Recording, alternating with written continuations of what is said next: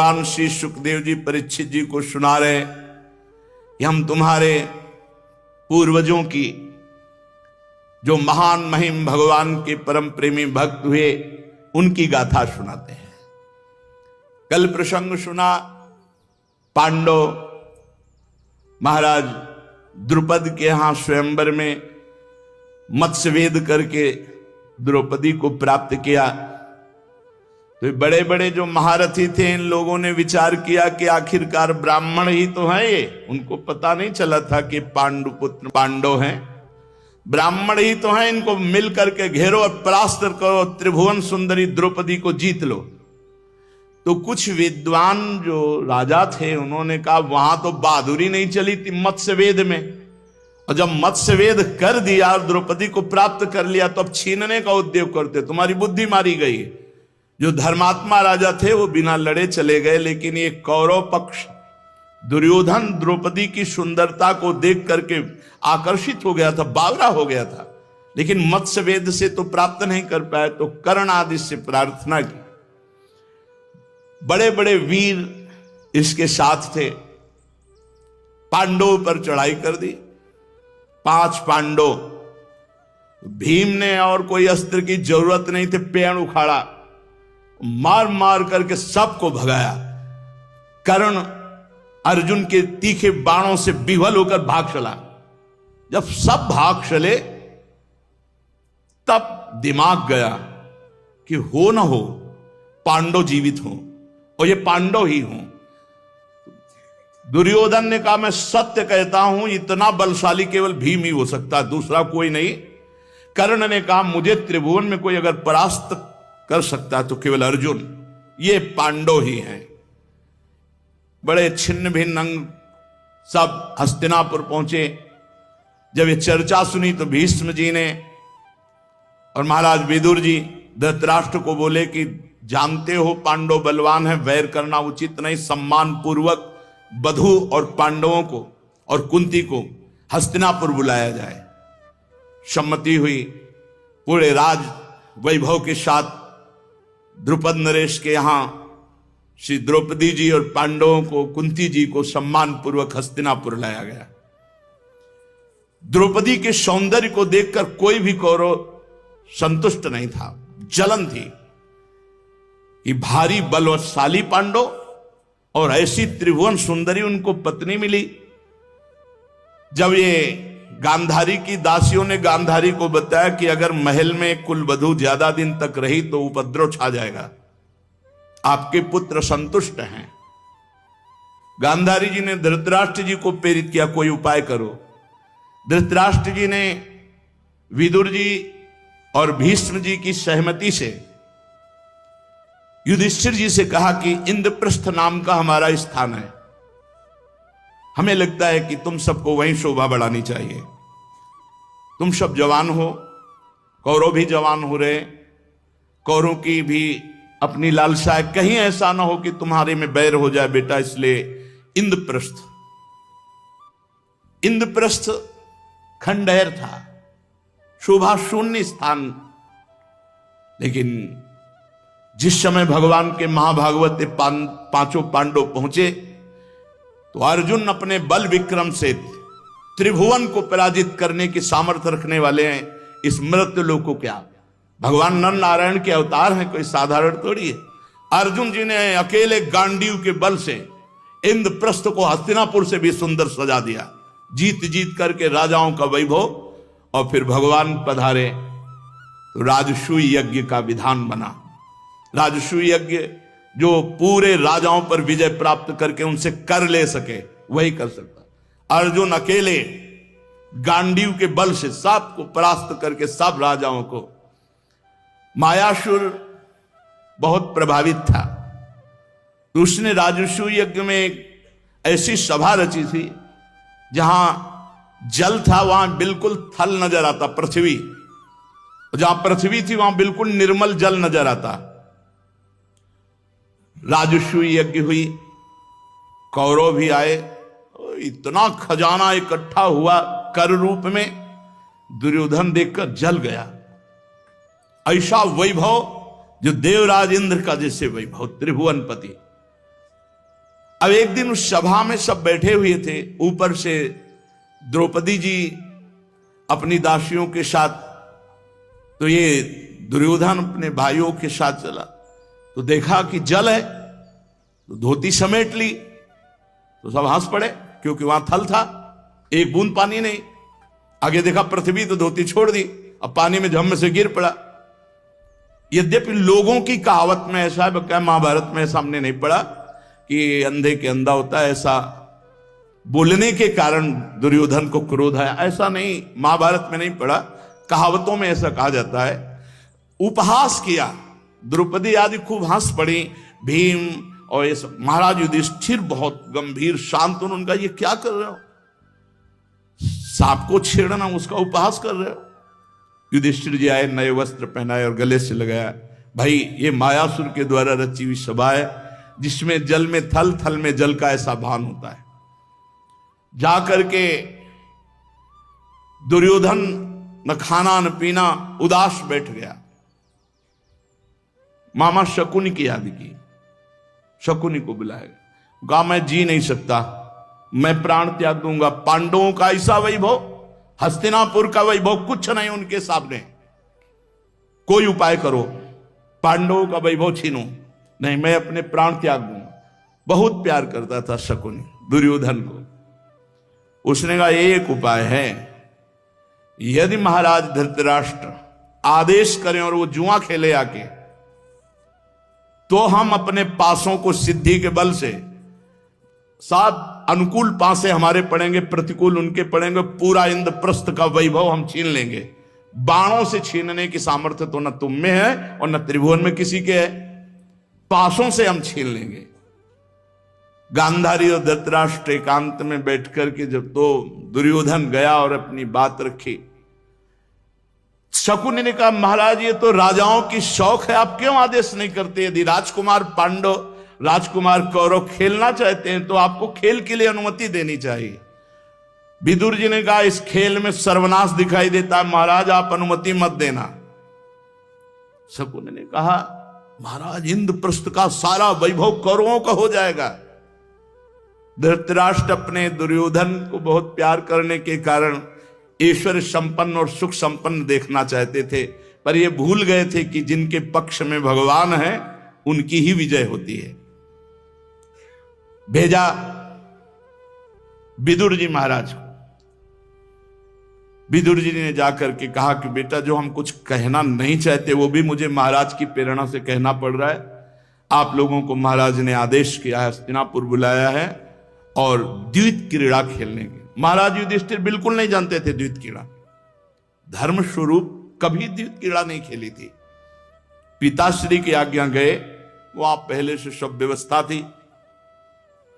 क्रूर कर्मा जितने भी राजा सब उनके पक्ष में बैठे हुए थे। महाराज युधिष्ठिर जी ने धृतराष्ट्र को प्रणाम किया और कहा पिताश्री की आज्ञा है, उनका खेलना चाहते हैं द्वैत क्रीड़ा तो खेलो, हमारा आदेश है। बहुत संकोच में भीम अर्जुन ने कहा कि ये द्वैत क्रीड़ा उचित नहीं है भ्राताश्री, तो उनका जब पिता के समान है और वो आदेश करते हैं तो कुछ भी हो। और दूसरी बात, हमारा छात्र धर्म अगर कोई ललकार दे तो चाहे बाणों से हो चाहे पासे से, पीछे हटने वाला छात्र धर्म नहीं होता है, हम खेलेंगे। आप कहां परम प्रवीण पासे में शकुनी और वो छल कपट से सिद्ध किए हुए पासे, सब पासे अनुकूल कुरुराज दुर्योधन के, जो जो दांव में लगाते जाते। आखिरी में पूरा इंद्रप्रस्थ हार गए, आभूषण हार गए, अपने अस्त्र हार गए, अपने आप को हार दिया। शकुनी ने कहा एक पासे में पूरा वापस हो सकता है, द्रौपदी तुम्हारी तरफ से, और पूरा वैभव हस्तिनापुर इंद्रप्रस्थ सब हमारी तरफ से। अगर तुम जीत गए तो सब पूरा वैभव, और अगर तुम हार गए तो द्रौपदी हमारी। बुद्धि काम नहीं करती, जुआरी को लगता है शायद ये दांव रख दिया, शकुनी के सिद्ध पासे हार गए।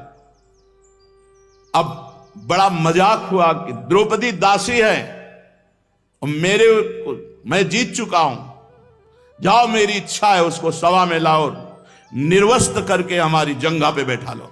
दुर्योधन से ताल ठोक। भीम खड़े हुए और कहा कि भैया ऐसा लगता है तुम्हारी भुजा उखाड़ करके आग में फेंक दूं युधिष्ठिर से। आज मैं जितना परास्त हुआ उतना शायद जीवन में नहीं होऊंगा। आपके कारण परास्त हुआ। द्रौपदी रखने लायक वस्तु है जुआ में। अर्जुन ने कहा भैया सभ्यता का प्रयोग करो, महाराज धर्म से चलने वाले हैं, आप उनको ऐसा कोशिए मत, बैठ जाइए।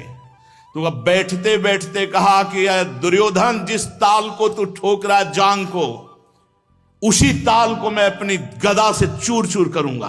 प्रण करता हूं इस सभा में। दुशासन को आदेश किया। दुशासन पहले एक दूत को भेजा।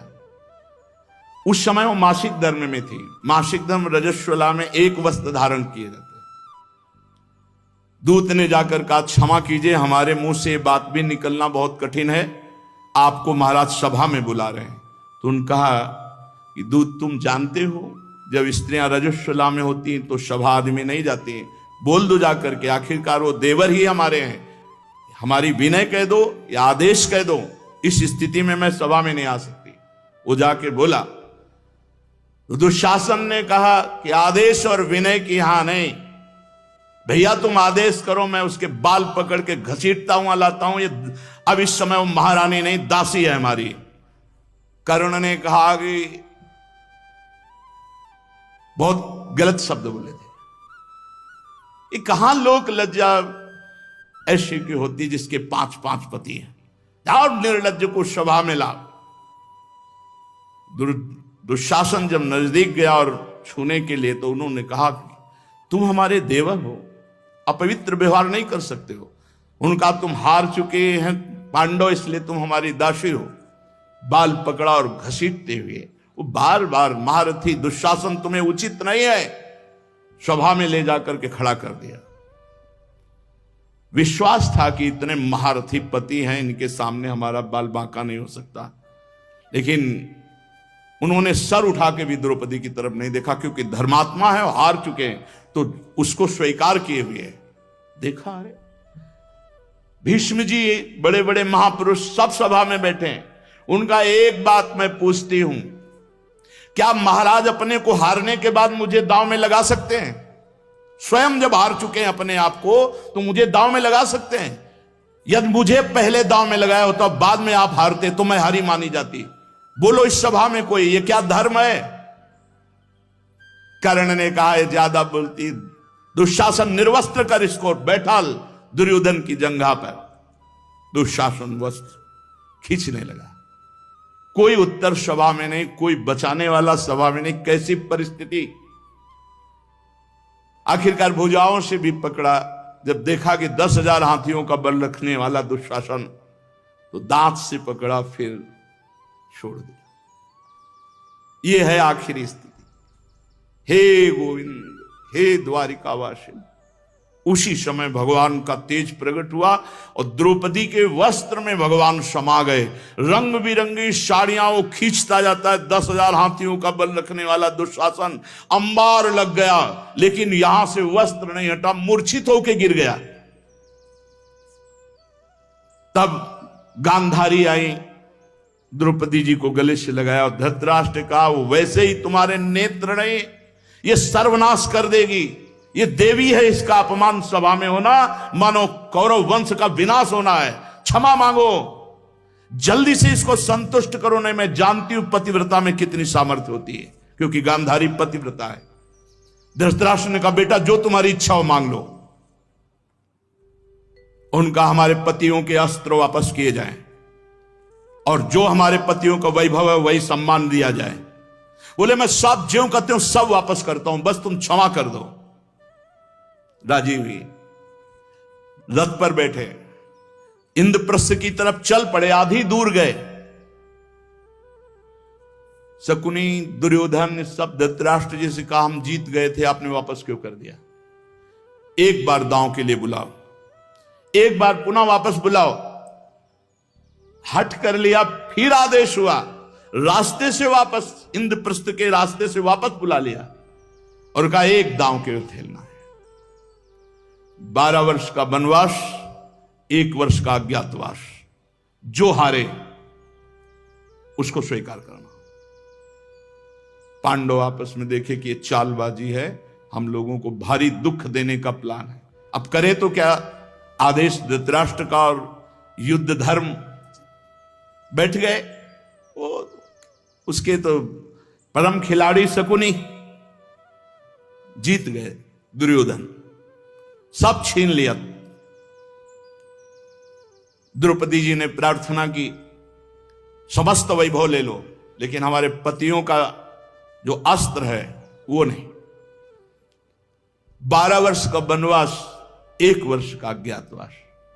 बड़ा संकटपूर्ण महापुरुषों को जीवन व्यतीत करना पड़ता है। जो धर्म से चलते हैं वही आखिरी में विजयी होते हैं, पर बड़ा कष्टप्रद होता है धर्म में चलना, क्योंकि विषयों की तरफ प्रवाहित होने में तो इंद्रिया और मन स्वयं लगी हुई, लेकिन धर्म चढ़ाई है पर्वत की तरह। अब महाराज के साथ शास्त्रों ब्रह्म ऋषि हो गए, युधिष्ठिर जी के साथ नगर के ब्राह्मण हो गए। वो सब जहां हमारे धर्मराज युधिष्ठिर रहेंगे वही हम रहेंगे। प्रजा को तो बहुत प्यार पूर्वक सम्मान पूर्वक वापस किया। आप हृदय में भगवान का ध्यान करते हुए आगे बढ़े। बहुत से ब्रह्म ऋषि साथ थे, द्रौपदी, 5 पांडव, माता कुंती को विदुर जी के यहां। एकांतवास जंगल में जो हुआ तो भोजन की समस्या, इतने ऋषियों को कहां से कंदमूल फल लाएं, और कोई जाने के लिए तैयार नहीं। और ऋषि जब तक पाएंगे नहीं तब तक महाराज धर्मराज हैं कैसे। खड़े होकर गंगा जी में भगवान सूर्य की तपस्या की। भगवान सूर्य प्रसन्न हुए और कहा मैं एक बटलोई देता हूं, जब तक द्रौपदी जी नहीं पालेंगे तब तक ये अक्षय रहेगी। बटलोई रोज हजारों लाखों करोड़ों को पवाओ, जो चाहो पवाओ, सब इसी बटलोई से निकलेगा। लेकिन द्रौपदी जी पाले तो फिर अब तो बड़े आनंद से वनवास। बड़े बड़े ब्रह्म ऋषि भगवान की कथा सुना रहे। मार्कंडेय जी पूरे रामचरित को सुनाया युधिष्ठिर जी को। बड़े बड़े महापुरुषों के पावन चरित्रों को सुना रहे। काफी समय व्यतीत हुआ, दुर्योधन को पता चला उनको कोई कष्ट नहीं, एक बटलोई मिली है, सारी समस्या का समाधान उसी से होता है। तो 4 महीने के लिए भगवान दुर्वासा जी हस्तिनापुर पधारे तो दुर्योधन रात दिन खड़े होकर उनकी सेवा की। बहुत प्रसन्न हुए, बोले वरदान मांग। तो बोले वनवास में हमारे भ्राताश्री हैं युधिष्ठिर, ये सांप टेढ़ी ही चाल चलता है, इतने बड़े महात्मा को प्रसन्न करके क्या मांग रहे हैं। कहा जब द्रौपदी भोजन कर लें तब आप 60,000 शिष्यों के साथ उनके यहां पधारें और उनका आतिथ्य स्वीकार करें, यही मेरी इच्छा है। तो उनका तथास्तु।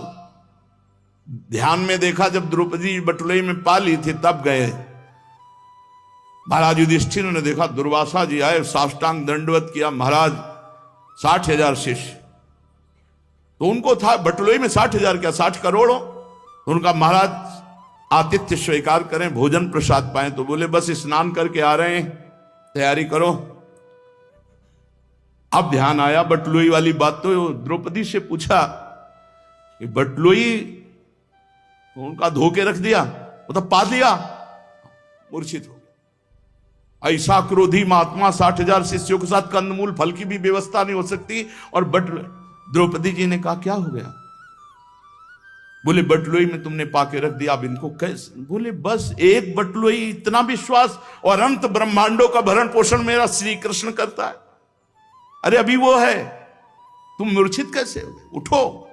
पुकारा श्री कृष्ण, पीतांबर फहराते हुए दौड़ते आया। कृष्णा, द्रौपदी, बहुत भूख लगी।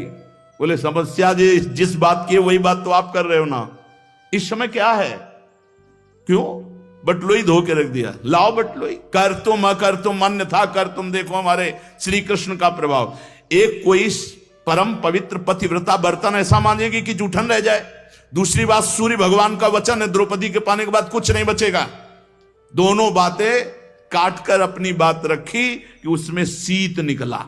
शीत लिया और मुख में रखा पूरा ब्रह्मांड यहां से तृप्त हो गया। लाओ दुर्वासा जी को। भीमसेन से कहा जाके कहो सब बढ़िया बढ़िया पदार्थ तैयार है, महात्माओं आओ भोग पाओ। भीम ने कहा प्रभु यहां तो कुछ नहीं। बोले जाओ तो तुम। वहां गए तो सब महात्मा, आचमन करने की जगह नहीं थी दुर्वासा जी की। दुर्वासा जी ने कहा भोजन की बात मत करो, हम मतलब जितने शिष्य हैं इनसे पूछ। वो बोले गुरु जी यहां तक छके। तो दुर्वासा जी ने कहा वरदान मांगो, भोजन की बात मत करो। तो बोले दुर्योधन ने जिस उद्देश्य से भेजा था उसी उद्देश्य को वो प्राप्त हो।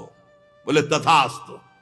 विनाश के भाव से भेजा था ना, विनाश को ही प्राप्त। ये बड़ा मार्मिक जीवन कष्टप्रद महाराज युधिष्ठिर का वनवास में। एक दिन एक ब्राह्मण भागता हुआ आया, महाराज मेरी अरण्य मंथन को मृग अपनी सींग पर टांग कर ले गया, अब मैं यज्ञ कैसे करूं। तो पांचों भाई हर दिशा में भाग करके वो अरण्य मंथन की खोज में, इतने में जयद्रथ अपने सेना के साथ उधर से निकल रहा था। तो पूछा है कौन सी ऋषि की कुटिया है। बोले ये आपके पांचों पांडव यहां निवास करते हैं। अच्छा कौन कौन है कुटिया में। बोले कोई नहीं, केवल द्रौपदी है। बहुत सुंदर द्रौपदी जी थी, यज्ञ से प्रकट हुई अग्नि स्वरूपा तेजोमयी देवी थी। जयद्रथ ये दुश्शला का पति, दुर्योधन का जीजा, रिश्ता भी लगता है। जो ही देखा द्रौपदी जी ने किए जयद्रथ तो अर्घा दे दिए, पर वो अपनी दुष्टता की चेष्टता, उन्होंने कहा पांचों पांडव इस समय उपस्थित नहीं, आप मर्यादा से बात कीजिए। तो उसने कहा हम बलियों को मर्यादा यही होती कि जो चाहे वो कर सकता है, बलवान पुरुष हर वैभव का भोग कर सकता है। और जबरदस्ती उठा करके द्रौपदी जी का वहां से अपहरण किया। जो दासी थी वो रोती रही, जो और ब्राह्मण थे वो भी समझाते रहे, नहीं समझ पाए तो कुशा लेकर के और मंत्रोच्चारण करते हुए द्रौपदी के पीछे पीछे की मंत्रों के द्वारा इसकी बुद्धि ऐसे जो अपवित्र कार्य न कर पावे, कहीं अपमान न कर दे द्रौपदी का। इतने में सब भाई वो अरण्य खोज करके ऋषि को देकर वापस हो रहे थे। तो देखा सब छिन्न भिन्न कुटिया। तो जो दासी थी उससे पूछा, उन्होंने कहा जयद्रथ अपहरण कर ले गए द्रौपदी को। भीम ने कहा ये रिश्तेदार होकर भी ऐसे नहीं समझेगा। अर्जुन और भीम एक ही रथ पर सवार होकर महाराज युधिष्ठिर से कहा कि आप बिल्कुल शांत रहिए, कितना जाएगा। तो रथ के पहियों के चिन्ह से वायु के समान तेज गति से भीम और अर्जुन ने पहले बाण संधान करके मार्ग ही रोक दिया बाणों से। अब जयद्रथ के हवा निकल गई। बोले बाणों से मार, बोले अर्जुन मारे गए, क्योंकि भीम के आगे किसी के लिए चलती थी। सबको डर भीम का था। अर्जुन में कुछ दयालुता भी थी, लेकिन भीम तो बड़े बड़े हाथियों को घूंसों से मारते हुए 60,000 हाथी का बल नागलोक से लेके आए थे। मारे तो ऐसे जिससे तरबूज फट जाए, ऐसे बड़े बड़े हाथियों को मारते हुए, सेना विदारते हुए जाकर जयद्रथ को पकड़ लिया एक पशु की तरह, द्रौपदी जी को सम्मान पूर्वक, और जयद्रथ को घसीटते हुए कुटिया लाए। और महाराज से का आदेश कीजिए, इसका भी सर उतार देते हैं। नहीं, ये हमारा बहनोई है, अपराध किया है लेकिन मारना नहीं, क्योंकि दुश्शला विधवा हो जाएगी तो उनका ऐसे तो नहीं छोड़ेंगे, जान से नहीं मारेंगे, लेकिन आगे का प्रोग्राम हम आपसे अनुमति नहीं लेते। और घुटने के नीचे दबा के 5 जगह से बाल मूड़ा और बोले चिल्ला, यहां युधिष्ठिर का दास हूं, चिल्ला। बोले युधिष्ठिर का दास हूं। बोले जा सब सभा में, जहां भी सभा में जाएगा ऐसे दिखाएगा अपना गंजापन और दिखाएगा कि द्रौपदी का अपमान करने के कारण मैं इस दशा को प्राप्त हुआ हूं, मैं पांडवों का दास हूं। बोल जाके सभा में। सभा में तो नहीं गया, ऋषिकेश गया और अखंड तपस्या की भगवान शंकर की। भगवान शंकर को प्रसन्न किया भारी तप के द्वारा और कहा वरदान दीजिए कि पांचों पांडवों का मैं वध करूं। भाई इतना नहीं, ये वरदान तो नहीं दे सकते। तो बोले एक वरदान दीजिए कि मैं एक दिन के लिए इतना बल कि मेरे सामने कोई टिकेगा नहीं। भगवान शंकर ने कहा यह देता हूं, वध का नहीं लेकिन यह देता हूं, जाओ। उसी में अभिमन्यु वध हुआ था, उसी वरदान की सुरक्षा में। पांचों पांडव बहुत कष्टप्रद स्थितियों से 12 वर्ष व्यतीत किए। 13वां वर्ष ऐसा था कि इन पहाड़ों को कहां छुपाया जाए। अज्ञात वर्ष का मतलब है कि अगर जान गए तो फिर 12 वर्ष का वनवास, कहां छुपाया जाए। सबने विचार किया तो उन्होंने कहा महाराज विराट के राज्य में अपने को गुप्त भेष में रख करके 1 वर्ष व्यतीत किया जाए। महाराज एक बटवृक्ष बहुत बड़ा था जिसमें अपने अस्त्र रखे और एक लाश ऐसे टांग दी जिससे लोग ऊपर न चढ़े, और अस्त्र सब दिव्यास्त्र से सबको प्रणाम किया कि हम इस समय आपको अपने पास नहीं रख सकते, आप स्वयं सुरक्षित रहिएगा, अवसर आने पर हम आपको पुनः धारण करेंगे, अभी हमारा 1 वर्ष अज्ञातवास का रहेगा। क्रम से गए, महाराज युधिष्ठिर गए, विराट को प्रणाम किया अपना वेश बदलकर, कहा मेरा नाम कंक है, मैं द्यूत कीड़ा भी जानता हूं और आपको सलाह भी बड़ी उत्तम दूंगा। मैं महाराज युधिष्ठिर का उत्तम सलाहकार हूं। इस समय वो विपत्ति में है, इसलिए मैं 1 वर्ष कुछ समय आपकी शरण में गुजारना। उनका स्वागत है आपका, आप महाराज युधिष्ठिर के सलाहकार हैं। थोड़ा अंतराय करके रसोई बनाने की सामग्री पात्र आदि कुछ ले हुए आए, पधारे और कहा मैं बहुत बड़ा रसोईया हूं, आपको सुखपूर्वक भोजन पवाऊंगा। महाराज युधिष्ठिर की रसोई बनाता था। इस समय महाराज विपत्ति में है, इसलिए आपकी यदि कृपा हो तो आप मुझे रख लो। रसोइये के रूप में भीम रहने लगे। नकुल सहदेव गौ रक्षा में चले गए। थोड़ी देर बाद हाथ मटकाते हुए अर्जुन जी पधारे। उर्वशी का शाप हुआ था, तो उस शाप को 1 वर्ष में सीमित कर दिया गया था कि तू नपुंसक हो जा। तो उर्वशी जी ने कामना की और उन्होंने मना कर दिया तो शाप दे दिया। तो देवराजेंद्र ने कहा था यह शाप तुम्हारे लिए मंगलमय होगा। तो महाराज की जय हो, तुम क्या करना चाहते? मैं आपकी राजकुमारी को उत्तम संगीत सिखाऊंगी और समस्त गृह कला में निपुण कर दूंगी। महल में भेज दिया गया शिक्षा के लिए। अब पांचों, एक रसोई में, एक महल में, एक महाराज के दरबार में और 2 गौ सेवादी रक्षा में। द्रौपदी जी सैरंध्री का रूप रख करके पधारे और कहा महाराज मुझे महल की सेवा चाकरी मिले, मैं महाराज युधिष्ठिर की सेवा में रहने वाली दासी हूं, मेरा नाम सैरंध्री है, तो उनका आपको महारानी पसंद कर लें सेवा में। तो द्रौपदी को देखते ही उन्होंने स्वीकार कर लिया। द्रौपदी ने कहा शर्त है मेरी, किसी का जूठा नहीं खाऊंगी और किसी पुरुष की सेवा में कभी मत भेज देना। और महारानी मैं आपको एक गुप्त बात बताती हूं, मेरे 5 गंधर्व रक्षक हैं, अगर किसी ने भी आंख उठाई तो आंख फोड़ देंगे। वो गंधर्व हर समय हमारी ऊपर दृष्टि रखते हैं।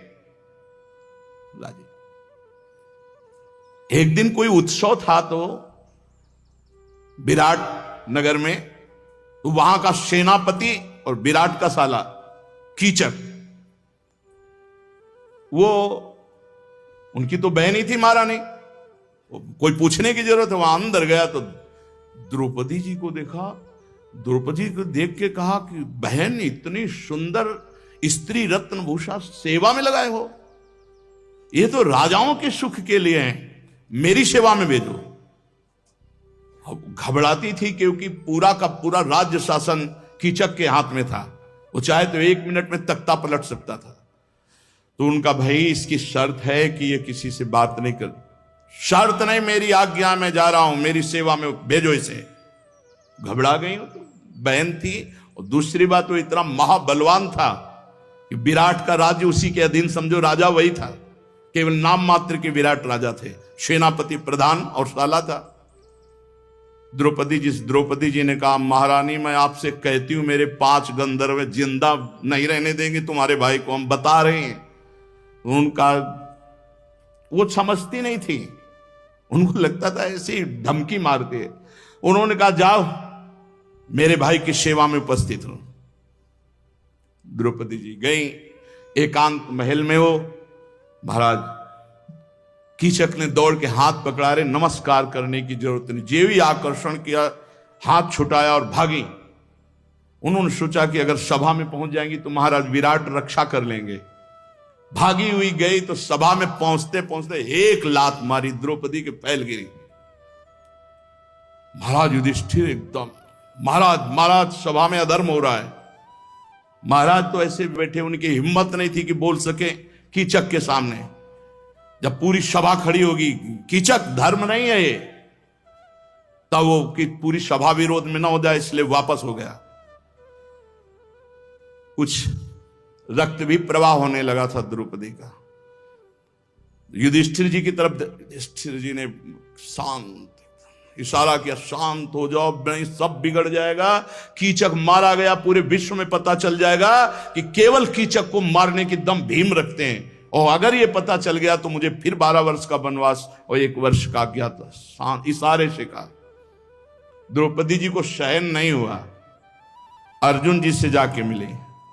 अर्जुन जी ने कहा अभी तो समय नहीं है, बिल्कुल हम कुछ नहीं कर सकते बिना भ्राताश्री की आज्ञा के।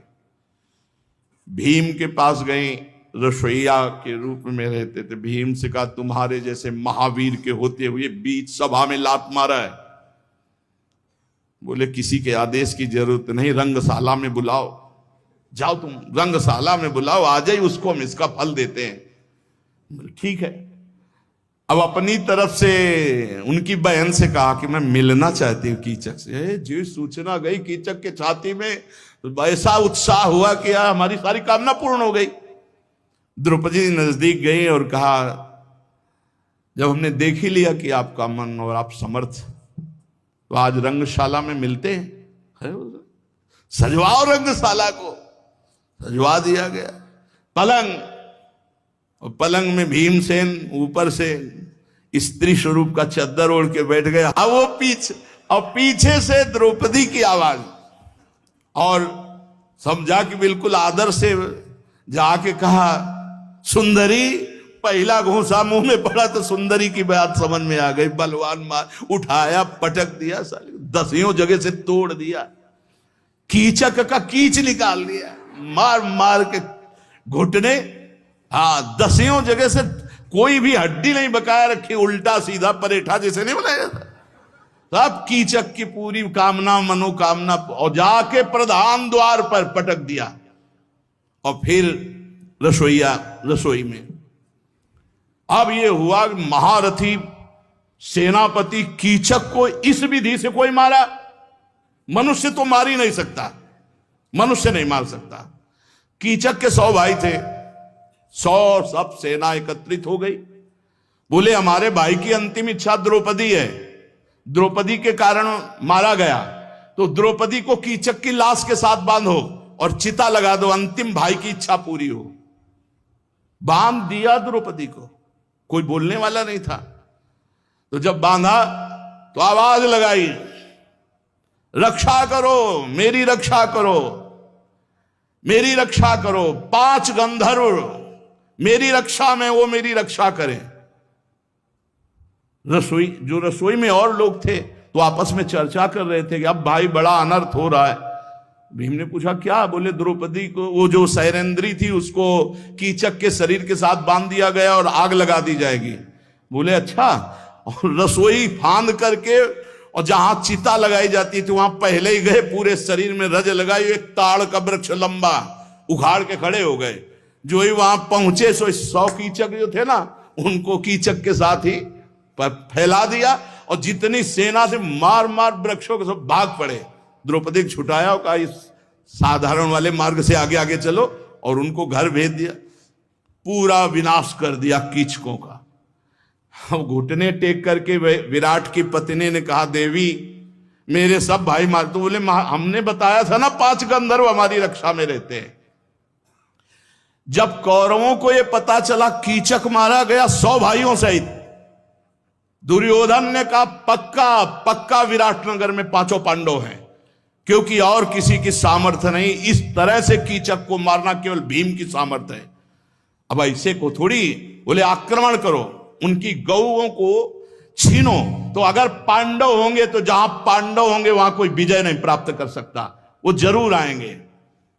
लगभग समय निकल चुका था, अज्ञातवास का भी पूरा होने वाला था। अब भीष्म जी, द्रोणाचार्य जी, अश्वत्थामा, कृपाचार्य, कर्ण सब तैयार हुए, क्योंकि दुर्योधन का आदेश। अब रथ में सब अपने अपने सज करके अलग अलग गौवें एरिया में रहती थी कि 10 लाख गौवें महाराज की इधर, 10 लाख उधर। तो जे ही पहली गौओं के बैच को हस्तिनापुर के सैनिकों ने अपने अंडर में किया, सूचना पहुंची विराटनगर में कि गौओं पर आक्रमण हो गया, वहां की गौवें छीन ली गई, सब गौओं की रक्षा अत्यंत आवश्यक है। अब सलाहकार युधिष्ठिर जी थे कंक के रूप में, तो उनका महाराज, अपने आप का महाराज, यदि विहंडला को सारथी बनाकर महाराज उत्तम जाए तो हस्तिनापुर पर जितने सैनिक आए सब पर विजय प्राप्त हो सकती है। क्या बात करते हो, नाच गाना कराने वाली विजय प्राप्त।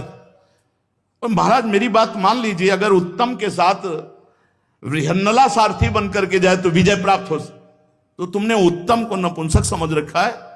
अरे मेरा वीर पुत्र है। और महाराज फिर भी कहता हूं, जहां भीष्म, द्रोणाचार्य, कृपाचार्य, अश्वत्थामा, वो बात सुन, फिर लगा कि एक बार मान करके देखे। तो बुलाया बृहन्नला, तुम सारथी के कार्य को जानती हो? तो उनका महाराज रथी और सारथी सब कार्य जानती हो, एक बार अवसर दीजिए। उनको लगा है कि ये ऐसे ऐसे हाथ नचाने वाली, और वो तो समझते नहीं थे गांडीव धनुर्धारी अर्जुन है। उत्तम सारथी बृहन्नला, उत्तम जाइए, उत्तम से पूछते जाते, रास्ते में बात कर, वो बड़ी डींग हाँकता। जे ही देखा भीष्म, द्रोणाचार्य, सब बड़े बड़े इनके ध्वजा पताका फहरा रहे, उतरा, भाग पड़ा। बोला हम इनसे नहीं लड़ सकते। अरे बोले अब बेइज्जती की बात है, सारथी बन के मैं आया हूं, बिना विजय के वापस नहीं जाएंगे। उसको पकड़ के जबरदस्ती बैठाला कि बैठ। उनका मैं नहीं, मुझे आत्महत्या लेकर लील के सामने ये सब मार डालेंगे। तो कहा देख, आप वो वृक्ष के पास ले चल। वहां गए, चढ़, लाशें हटाई, उतार, दिव्यास्त्र देखे, ऐसा बड़ा धनुष गांडीव। कहा आप कौन है? वो चुप, ये गांडीव निकाल, तोड़े निकाल, बांधा, और कहा शेष वहीं रख दे। तो ये किसका? बोले महाबली भीम की गदा। ये ऐसे सब अस्त्र का परिचय बताया। बोले इसका मतलब आप अर्जुन हैं? बोले बस यही तो समझ ले, और चुपचाप बैठ और रथ हाँक और देख। जे ही अर्जुन ने टंकार किया, भीष्म जी ने कहा गांडीव की टंकार है।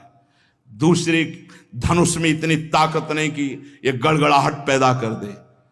अब इतने बड़े बड़े महारथियों को ऐसे खेल खेल में अर्जुन ने सबको मूर्छित कर दिया।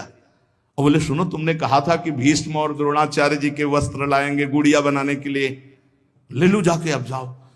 अब वो डर रहा, बोले जाओ, ये सब मूर्छित है। जा जाके कहा भीष्म के वस्त्र मत लेना, भीष्म जी के वस्त्र मत लेना, और सबके वस्त्र। अब सैनिक गए, महाराज उत्तर की जय हो, हस्तिनापुर पर विजय प्राप्त की। जितने भी बड़े बड़े महावीर आए थे सबको परास्त कर दिया उत्तम ने, और बहन के लिए गुड़िया बनाने के लिए वस्त्र भी ले आए।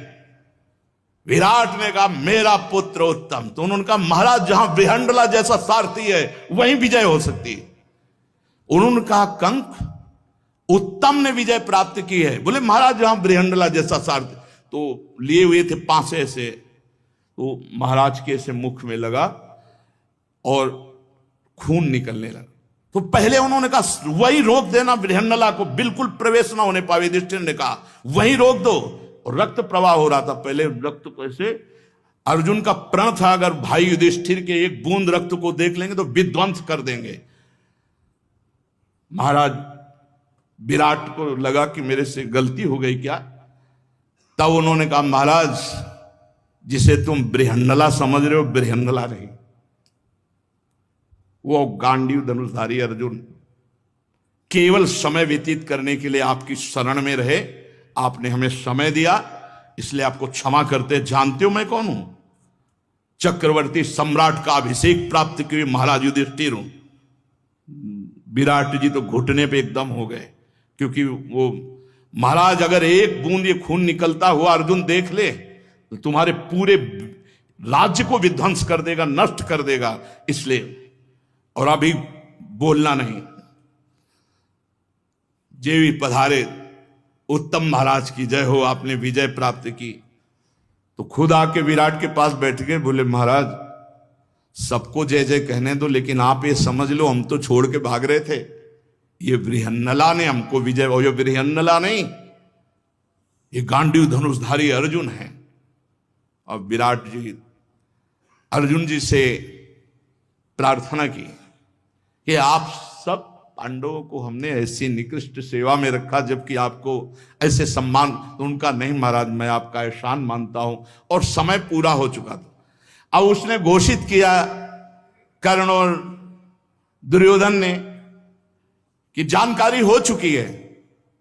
तो भीष्म जी ने गणित लगाए, बोले 12 वर्ष वनवास, 1 वर्ष अज्ञातवास पूरा हो चुका है। एक भी घड़ी ऐसा नहीं है जो अभी अज्ञातवास रह गया हो। पांडव अपनी पूर्ण जो प्रतिज्ञा थी उसका पालन किया। अब आप वापस कर दो, राज्य को वापस कर दो, क्योंकि आपका था प्रण। 12 वर्ष वनवास, 1 वर्ष के अज्ञातवास के बाद हम राज्य वापस कर देंगे, वापस करो। तो उनका नहीं वापस करेंगे। कहा आधा राज्य दे दो, कहा आधा भी नहीं देंगे। इसका मतलब युद्ध। तो भगवान ने कहा एक बार हम जाकर के निवेदन करते हैं।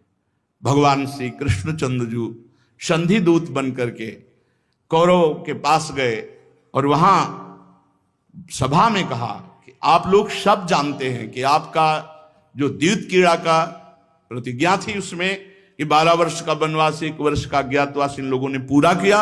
अब आपको पूरा राज्य दे देना चाहिए। नहीं तो फिर आधा राज्य दे दीजिए, नहीं तो 5 गांव दे दीजिए, 5 गांव में 5 पांडव अपना। तो उस जातीय दुर्योधन ने क्या कहा, सुई अग्रे न केशवा बिना युद्धम, बिना युद्ध के। भगवान ने कहा तथास्तु, अगर युद्ध ही तुम्हें चाहिए तो फिर युद्ध होगा।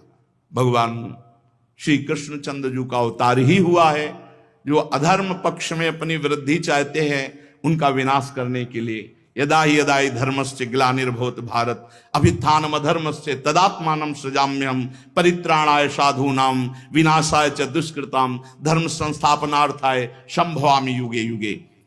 भगवान श्री कृष्णचंद्र जी के बल से यद्यपि पांडवों के पास 7 अक्षौणी सेना एकत्रित हुई और कौरवों के पास 11 अक्षौणी सेना एकत्रित हुई, पूरा कुरुक्षेत्र भरा हुआ है। अर्जुन जी भगवान जी से कहते हैं कि मैं एक बार देखना चाहता हूं कि मेरे साथ लड़ने के लिए कौन कौन योद्धा आए हुए हैं। भगवान बीच युद्ध क्षेत्र में रथ ले जाते हैं और कहते हैं देख अर्जुन देख। भगवान का देख कहना था कि अर्जुन के अंदर मोह का प्रवेश होना था। अर्जुन ने देखा ये वो द्रोणाचार्य जी हैं जो हमें प्रत्यंचा चढ़ाना सिखाते हैं, ये वो भीष्म जी हैं जो इन्होंने अंगुली पकड़ के चलना सिखाया, ये वो कृपाचार्य जो मुझे गोद में बैठाल कर शिक्षा दी, इनसे मैं युद्ध करूंगा, अपने परिवार, अपने रिश्तेदार, अपने नातेदार को मारूंगा। भगवान से कहा पूरी गीता जी का यहीं से प्रादुर्भाव भगवान की दृष्टि से हुआ। देख अर्जुन, इसी से हुआ। अर्जुन जी ने कहा प्रभु मैं सन्यास लेकर के भीख मांग कर खाना उचित समझता हूं। अगर ये उचित समझते थे तो दिव्यास्त्र क्यों संग्रह किया? आप समझिए, इतना भी मोह नहीं था अर्जुन के अंदर। दिव्यास्त्रों का जो भगवान शंकर को अपने बाहुयुद्ध से संतुष्ट कर दे, वो महावीर मोह को कैसे प्राप्त हो सकता। लेकिन कर तुम अकर तुम अन्यथा कर तुम, भगवान ने जब कहा देख, क्योंकि भगवान जगत को गीता जी जैसा अमृत पान कराना चाहते थे, तो अर्जुन जी को मोह हो गया। भगवान श्री कृष्णचंद्र जी ने तब तक उपदेश नहीं किया जब तक अर्जुन ने ये स्वीकार नहीं किया कि मैं शिष्य हूं आपका, आपकी शरण। कार्पण्य दोषो प्रहत स्वभावा प्रछामि त्वाम धर्म सम्मूढ़ चेता। प्रभु, मैं कायरता रूपी दोष से युक्त हो रहा हूं, मेरी मूढ़ता बढ़ती चली जा रही, मेरा परम श्रेय कल्याण क्या है। शिष्यस्तेहम साधिमाम त्वम प्रपन्नम, मैं आपकी शिष्य हूं, आपका शरणागत हूं, आप कृपा कर। भगवान ने 18 अध्याय गीता अमृत का अर्जुन जी को पान कराया, फिर सुदृढ़ ज्ञान संपन्न करके, महान स्थिति प्रदान करके, नष्टो मोहा स्मृतिर्लब्धा तत्प्रसादान मयाच्युता, फिर युद्ध हुआ। युद्ध में सदैव धर्म की और अधर्म की जो दुर्वृत्तियां होती हैं, उनमें विजय धर्म की होती है। बीच में लड़खड़ाहट कितनी भी आवे, धृतराष्ट्र जी ने पूछा, संजय तुम्हें भगवान व्यास देव जी ने त्रिकालज्ञ बना दिया है, इस समय तुम दिव्य दृष्टि संपन्न हो, तुम ये बता सकते हो कि विजय किसकी होगी? बोले हाँ, यत्र योगेश्वरा कृष्णो यत्र पार्थो धनुर्धया तत्र श्री विजयो भूतिर्धुआ नीतिर्मतिर्मम। जहां योगेश्वर भगवान श्री कृष्ण है और धनुर्धारी अर्जुन है, अर्थात कर्तव्य पालन करने वाले, वहीं श्री विभूति विजय सब कुछ वही है। भगवान की शरण में रहकर हमारा जीवन एक युद्ध है। काम क्रोध लोभ मोह मद मत्सरी हमको परास्त करने आते हैं, पर हम भगवान के वचनों के आधार पर अपने जीवन को चलाकर इन दुष्ट स्वभावों पर विजय प्राप्त करके भगवत प्राप्ति करते हैं। खूब नाम जप करो, भगवद आश्रित रहो। शेष चर्चा आगे श्री आधा